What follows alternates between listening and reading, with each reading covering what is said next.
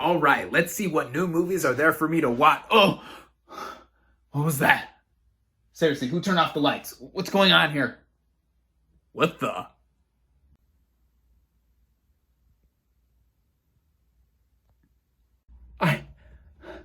What's going on? No. No!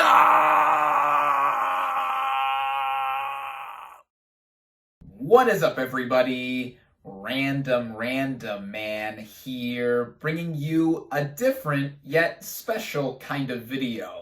As I mentioned verbatim in my previous upload, which was me giving my thoughts on current titles being released early on VOD, while giving a bit of a life update in the midst of this worldwide pandemic that we are all experiencing, I said that I wasn't sure of what I was going to do for the next month and a half, 2 months, or whatever during this period in which there is going to be a huge drought for movies and with all major movie theaters being closed. But I have since decided that it was not going to stop me from still bringing out a series of reviews that are going to be a change of pace for the time being. And as you've read by the title, I am not going to be reviewing one film in this video. I am going to be reviewing two, and I'm going to be starting out with bringing you my review for the 1977 original Suspiria. Partially based on Thomas de Quincey's 1845 essay, Suspiria de Profundis, the plot of this supernatural horror film basically follows Susie, played by Jessica Harper, an American ballet dancer who transfers to a prestigious dance academy in Germany, but soon realizes, after a series of brutal murders, that it is a front for a supernatural conspiracy.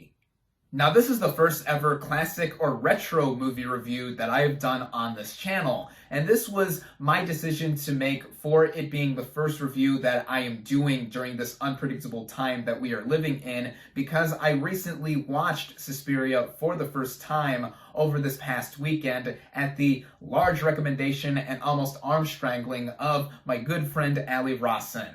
I am just messing with you, dude. I really thank you for this recommendation for me to start out in watching some more horror films, as I've been meaning to, especially some of the older ones. And before recently watching it for the first time, I heard a lot of high praise towards Suspiria, as it's often considered to be one of the most influential horror films of all time, and the magnum opus of its co-writer and director, Dario Argento, who pioneered a subgenre of horror with some of his films, including Suspiria, Inferno, and Phenomena, among others that I have heard of but haven't watched any of up until now with Suspiria. That got me to watch it from a historical perspective, and in starting out with our lead performance of Jessica Harper as Susie, I gotta say that she gave a really harrowing performance here. It reminds me a lot of other horror performances that I've seen from this era of film, but it didn't make it any less noteworthy. Facially, this actress also reminds me of a mix of Lily Collins and Emma Watson, but also in her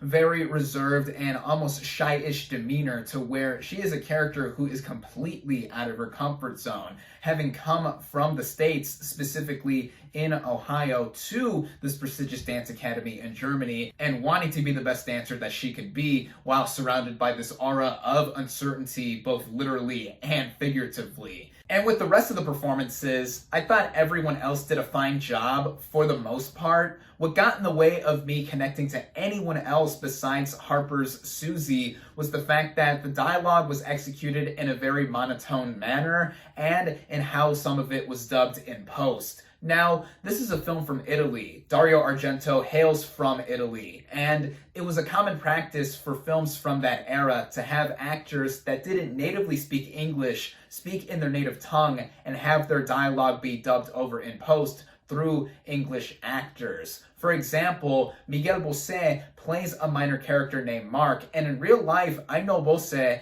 as a Spanish New Wave singer, but it's so obvious that his character wasn't speaking lines that were originally done in English, with the mouth movements not lining up with what he was saying, and it applies with a lot of other characters in the film. Again, it was common for Italian movies around this time to do all of this, like with Sergio Leone's Man with No Name trilogy, but I found it more distracting in Argento's Suspiria than, say, The Good, the Bad, and the Ugly. But even so, that wasn't that big of a distraction, as I was easily able to follow Harper's Susie throughout and have an outlet to watch the movie through. And speaking of all of that, going into Argento's vision for the film, it's clear that this is a super visual one, and with what he does in pioneering a lot of what he was able to do with the horror genre and how it was influenced later on, this is a feast for the eyes, literally, as the movie has a color palette that is composed of exaggerated, bold, and overexposed colors that have a very striking look to it.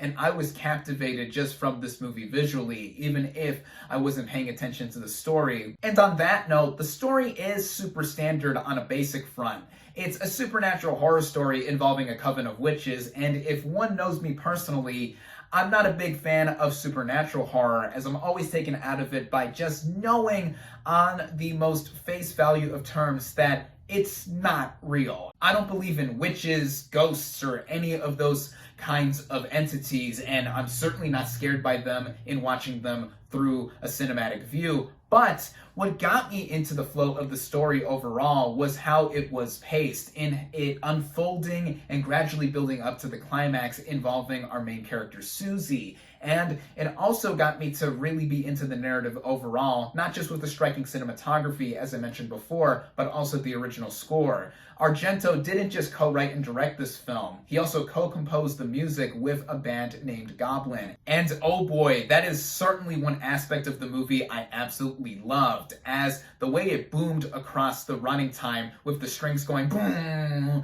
and reusing the same main theme over and over, it got me feeling chills and goosebumps and tingles, or whatever kind of weird sensation one would have in being intimidated by what was possibly going to happen as the movie progressed. And with the movie overall, I gotta say that I really enjoyed it, more than what I was initially expecting to get out of it. As I mentioned before, I was mainly viewing this on a historical perspective and to see if, there was a lot here that I could see permeating to the rest of the horror genre as I knew it now.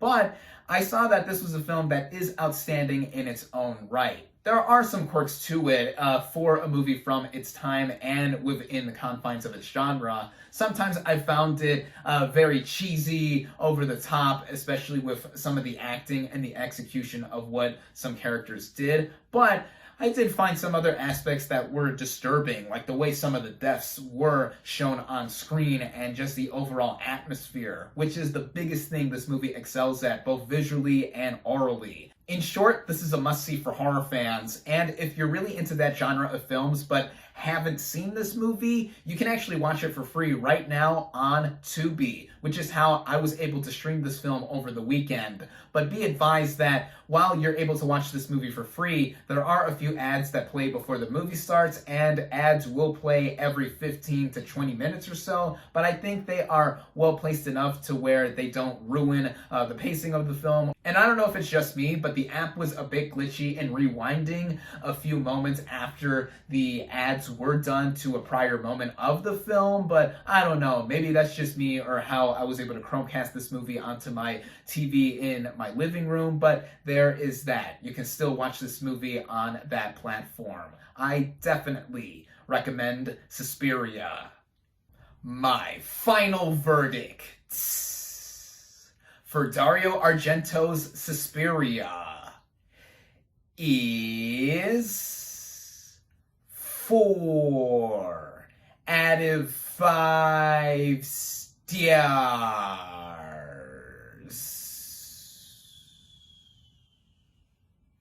Secondly, and finally, the last review of this video is for the 2018 version of Suspiria.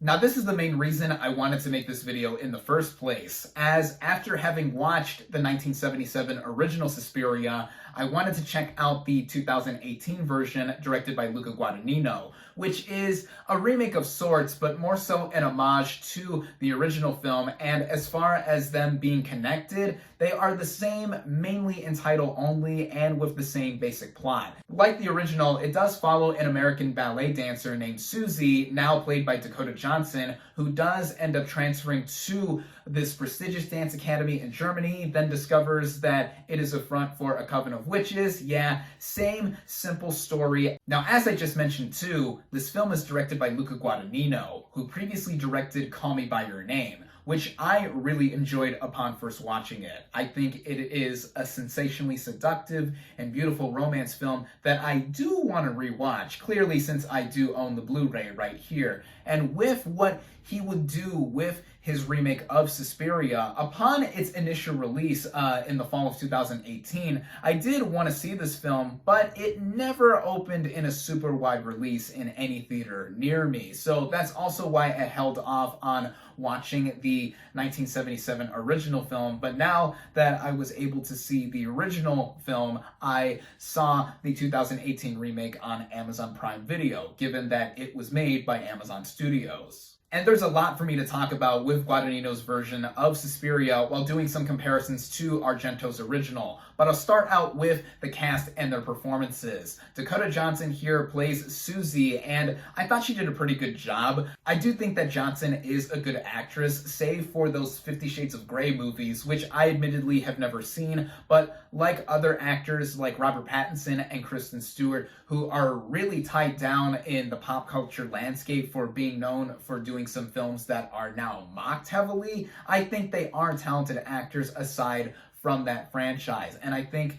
that is the same with Johnson. She plays Susie differently than how Harper did back in the original film. She is not as innocent. Susie here is a lot more ingrained within the dance academy and is not as desolate or hung out to dry as Susie from the original. And I think that made a very contrasting perspective in how the movie would play out in comparison to the original. And with the rest of the cast, we have some talented performers here, like Tilda Swinton, who doesn't just play one character, not two characters, but three characters. She plays the dance instructor that Susie is under the tutelage of, and she also plays the psychotherapist under a bunch of heavy makeup and is credited with another name. And I noticed that it was Swinton right off the bat, which had me fooled when I did see the trailer for this film back in 2018 upon its first release. But even so, yeah, I could tell that it wasn't a man playing this character, kind of similarly to how Taylor Swift recently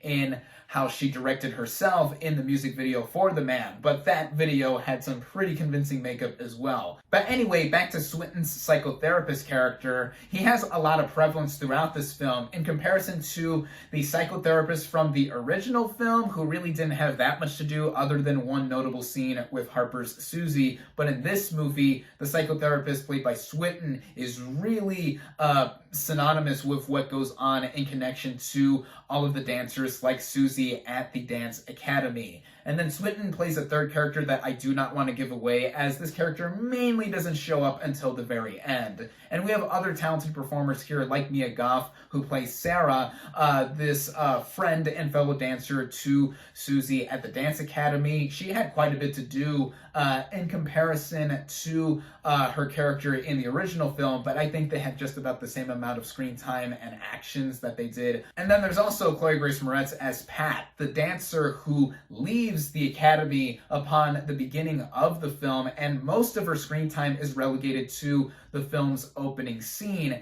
And similarly to how her character from the original is used here, it's more so to have a gateway into this world of witches that we don't see from the initial outside here. And I think that with the acting overall, I think it is pretty solid. Then when it comes to the writing, after the opening scene with Moretz's character and the psychotherapist played by Swinton, it's clear that the way it is executed in comparison to the original is very different, drastically different, as the way we do see everything play out, it's used in the backdrop of the Cold War. This movie, interestingly enough, takes place in 1977, which is the year the original Suspiria film was released, but that more so goes into emphasizing how it takes place in Germany during the Cold War, and the historical backdrop that it uses could have made for an interesting commentary with how stuff is happening in the background while these characters are involved mainly at the dance academy, but it ended up coming off as hollow in my opinion. I didn't think it added much to the story, especially in how it overtly revealed who the witches were initially, instead of gradually unfolding like the original did. It also made for pacing that was purposely sluggish and I didn't think needed to be as long as it was. This movie is about an hour longer than the original Suspiria, running at about 2.5 hours, and I didn't think that the way it drew out certain sequences and even had the historical Cold War backdrop used here was much in the way of having anything be diversified for the sake of doing something different. That's easily what hampered the movie down a lot for me. And this doesn't even have to do with me comparing it to the original, as on its own, in the way it did draw out, I did not think it added anything to have it be more profound than it thought it was, especially when it came to some of the possession moments involving the witches and certain other characters in this film. It flashed a bunch of images really quickly and did add on to the style of this film, but it just added on to the movie being overtly direct in what it was trying to do and play out the story in its demeanor. And I did not think it added to anything prevalent. Thematically, I thought it played out like a typical period horror film, which is not bad for what it was initially trying to set up, but it didn't have the same atmosphere like the original film did, especially with the tension racking up, as the movie more so replaces it with shock value than anything else. Not that I am opposed to shock value when it is done right, but after a certain point, especially when the movie does reach its end and it goes into some really trippy kind of territory, and it does tribute the original to some degree, it made me feel indifferent by the time the movie concluded, and when it did reach its epilogue, I was split in what to think of the movie overall as well, because I did like what the movie did in using the psychotherapist character, for example, in him being prevalent throughout, and it also involves a cameo made by Jessica Harper, who played a Susie in the original. By now, it sounds like I'm really ragging on this movie, but I do think there are a lot of pros and merit with this film. For example, just like with how the original looked and was framed, it is a pretty stunning movie. In contrast to the original, where it used all those exaggerated colors and was very bright, this film looked like it had all the color sucked right out of it, and it added on to the dreary feel of the film. The original had a lot of rain be used in with its weather, and in this remake, a lot of snow, given how it takes place in the fall of 1977. Also, going on more with the aesthetics of the film, the score by Thom Yorke also stood out. Just like fellow Radiohead band member Jonny Greenwood, Yorke has really established himself as being a strong composer in what he was able to do with this movie's music. He didn't outright try to copy what Argento and Goblin did with the original, but he still had a bit of a sinister feel with the movie in its subtlety across it, and I love the song that was used during the opening and ending. All in all, I find myself really having a hard time picking where I fall on this movie's terms. On the one hand, it did do quite a bit in having a different vision for this kind of story, especially with Guadagnino behind the camera directing, how it looks visually, the talented cast. Also, I forgot to mention this, the way the movie does use dance. The original Suspiria film, while set at a dance academy, doesn't emphasize the art of dancing as much as Guadagnino's version does, especially in how it is directly tied to the use of witchcraft here, which I thought was pretty interesting in the way it spun out. And the score by Thom Yorke, all being really big pros of the film.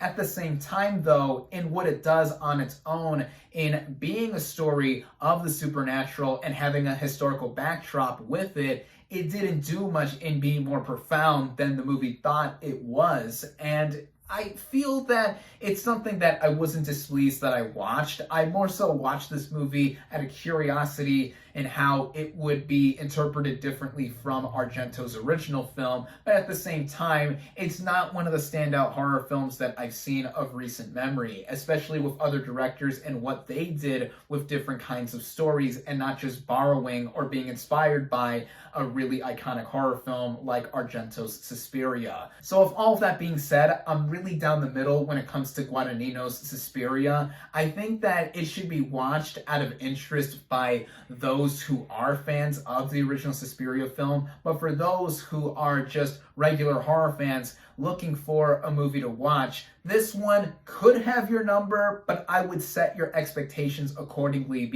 My final verdict for Luca Guadagnino's Suspiria is 2.5 out of 5 stars.